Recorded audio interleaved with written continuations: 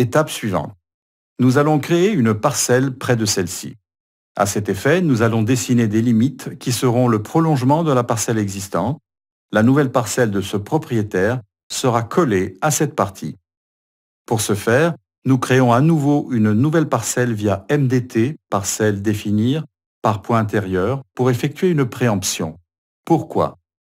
Parce que cette parcelle mesure maintenant 41 000 m² et c'est excessif. Nous allons donc créer une division sur cette parcelle créée avec la surface d'occupation. À cet effet, nous exécutons MDT parcelle divisée et dans ce cas-là, nous allons utiliser diviser par parallèle. Nous y procédons. Nous sélectionnons notre parcelle et on nous demande ensuite le côté à partir duquel nous allons dessiner une parallèle pour diviser les parcelles.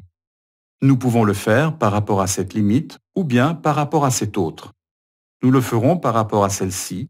Nous la sélectionnons et MDT nous demandera ensuite si nous voulons diviser en fonction d'un nombre de parcelles, en fonction de l'aire ou en fonction d'une distance.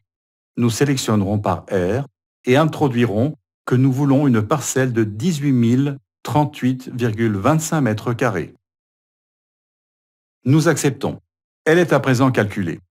Le résultat sera de 3 parcelles, 2 avec surface désignée et un reliquat. Nous pourrons l'attribuer à n'importe laquelle de ces 2 parcelles ou même effectuer une autre partition par rapport à une autre limite. Pour l'instant, nous allons la fractionner ou lui attribuer cette parcelle. Nous supprimerons le reliquat avec MDT parcelle supprimée.